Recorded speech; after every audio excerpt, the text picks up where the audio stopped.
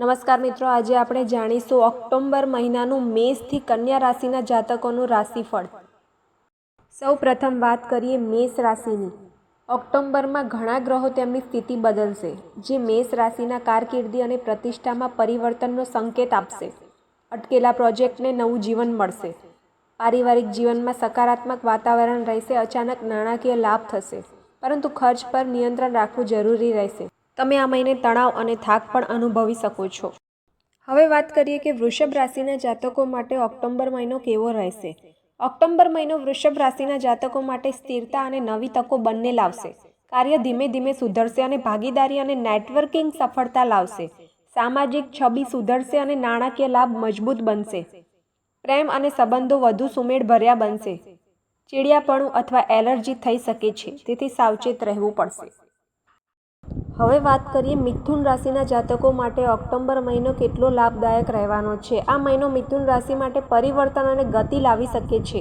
તમારી નોકરી કે વ્યવસાયમાં અચાનક તકો આવી શકે છે, પરંતુ તેનો ઉપયોગ સમજદારીપૂર્વક કરવો પડશે। શિક્ષણ, મુસાફરી અને સંદેશાવ્યવહારમાં લાભ તમારી રાહ જોઈને બેઠો રહેશે।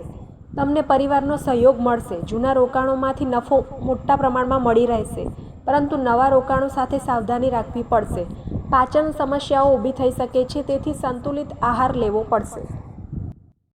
કર્ક રાશિના જાતકો માટે ઓક્ટોબર મહિનો કેટલા પરિણામ લઈને આવી રહ્યો છે, ચલો જાણીએ। ઓક્ટોબર મહિનો કર્ક રાશિના જાતકો માટે આધ્યાત્મિક વિકાસ અને આંતરિક પરિવર્તનનો સમય લાવશે। મન સકારાત્મક ઉર્જાથી ભરેલું રહેશે અને સંબંધોમાં સમજણ વધશે। સામાજિક અને આધ્યાત્મિક કાર્યોમાં સફળતા પ્રાપ્ત થશે। નાણાકીય સ્થિતિ સ્થિર રહેશે, પરંતુ ખર્ચ વધી શકે છે। કૌટુંબિક સુખ વધશે। હવે જાણીએ સિંહ રાશિના જાતકો માટે ઓક્ટોબર મહિનો કેવો રહેશે।